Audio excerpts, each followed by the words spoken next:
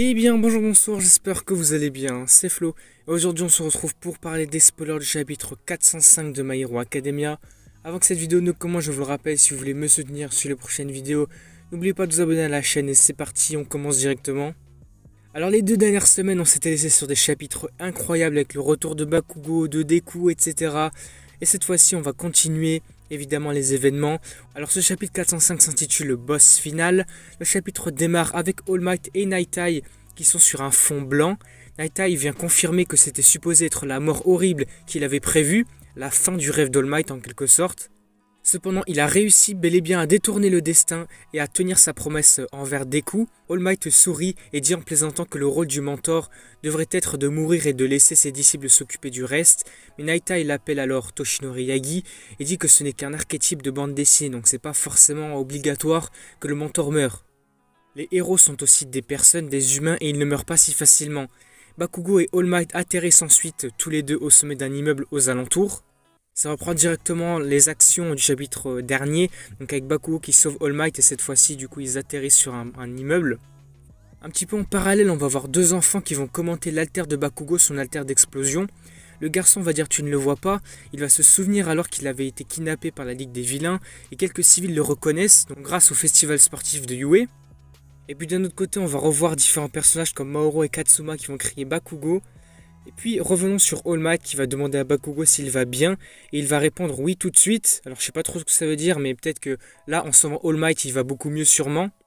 Mais justement ça c'était pour contrebalancer ce qui va arriver parce qu'on voit Bakugo qui va cracher alors du sang de sa bouche. Et on va voir Edge Shot qui est sous sa forme donc, de ninja. En tout cas quand il utilise sa technique la plus puissante là quand il est sous forme de ficelle. Alors c'est vrai qu'ici c'est assez surprenant parce que on se disait que le personnage d'Edgeshot était mort, mais finalement il est encore vivant, peut-être encore un petit peu de temps avant qu'il ne meure plus tard de ses blessures. Donc à cet instant on voit Edgeshot qui sort de la poitrine de Bakugo. Il va dire qu'il a fait cracher à Bakugo une partie du sang qui s'était accumulé dans sa poitrine et qu'il est tombé au sol. Donc là je pense qu'il fait comprendre à Bakugo qu'il avait été KO et que là il a fait en sorte de le sauver. Par la suite, il nous dit qu'il a utilisé son propre corps pour réparer les os cassés et les organes blessés. Bakugo continuera à ressentir une douleur atroce parce que son corps n'est pas rétabli évidemment. Comme il lui dit, ce n'est pas un corps idéal pour le combat. Bakugo va dire qu'il le sait très bien et va alors le remercier de lui permettre de continuer à vivre parce que c'est grâce à lui qu'il est là évidemment. Cependant, ce n'est pas Edge Shot qui a ramené Bakugo à la vie, comme on va l'apprendre. Petite révélation, on va dire. Petite information à prendre en compte, évidemment. Alors, même après avoir réparé son corps, son cœur n'a toujours pas commencé à battre. Alors qu'Edge Shot était presque à bout de force, on a une goutte de sueur de Bakugo qui traversa son sang et explosa à l'intérieur de lui, comme son alter était encore actif, activant par la même occasion son cœur. Ça a recréé des impulsions cardiaques et ça a permis de relancer son cœur. Comme Edge Shot le dit, je n'ai fait que connecter les parties en place, c'est l'alter que tu as renforcé au fil des ans qui t'a ramené à la vie. Puis Bakugo commence à marcher, se demande qui est cet enfant lumineux au loin, donc il se demande évidemment que c'est All For One. Il pensait qu'il s'agissait d'All For One ici, au vu de ce qui se passait et a attaqué sans même réfléchir. Donc heureusement que c'était All For One, parce que t'imagines c'est un civil, il lui a pété les deux bras, c'est n'importe quoi. Évidemment, c'était bel et bien le cas. All Might va lui confirmer qu'il s'agit bien d'All For One et va demander à Bakugo de s'approcher puisqu'il ne peut pas bouger à cause de l'alter de Stain. Il va alors lui donner quelque chose. Il va lui dire il est cassé mais il servira au moins d'attel. J'appelle ce gantelet Great Explosion Murder God Dynamite. Et il va alors lui donner l'objet de soutien. Ici, c'est le gant que All Might avait encore sur son bras, qu'il allait faire exploser avec All For One. Mais finalement, il le donne à Bakugo, donc c'est comme un symbole assez fort, je pense. Parce qu'il a quand même son nom, il porte son nom de héros Dynamite. Donc c'est assez beau de lui donner ça. Et puis en recevant le gantelet d'All Might, Bakugo va se mettre à sourire, c'est magnifique, le personnage il est incroyable. Et puis au même instant on a All For One qui va regarder Bakugo, mais il va se rendre compte que c'est finalement une perte de temps. Bon, je pense qu'il se rend compte que ça maintenant, c'est peut-être un peu tard, parce que depuis très longtemps il se bat contre All Might et tout. Je pense qu'il a assez perdu de temps comme ça. Comme il le répète, son but est là maintenant de transférer la copie de son alter à Tomura, mais la colère prend le dessus sur lui. Il se souvient de Genesis, Edge Shot, les Big Three, Endeavor, Hawks, Jiro, Tokoyami, Kemi, Inasa, Makia, Montlady, Mineta, All Might, tous ceux qui l'ont arrêté finalement. Et il pense alors que le vent devrait souffler dans sa direction, mais finalement ce n'est pas vraiment le cas. Bakugo va apparaître alors à côté de lui et va crier « Je suis ton boss final ».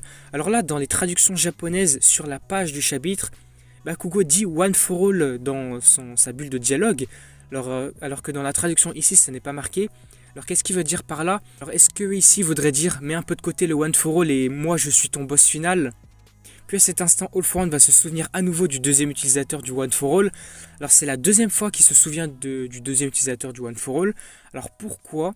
C'est vrai que quand il était en possession de Shigaraki, on ne sait pas pourquoi il avait pensé à ça. Et même là, pour le coup maintenant, on ne sait pas pourquoi. Est-ce que c'est parce qu'ils se ressemblent physiquement? Ou est-ce que justement parce que les deux personnages, on se rappelle d'un flashback du deuxième utilisateur du One for All, les deux personnages ont un petit peu ennuyé All for One, l'ont fait perdre du temps, l'ont embêté, quelque chose comme ça. Parce que sinon je vois pas d'autre explication pourquoi il se rappellerait du deuxième utilisateur.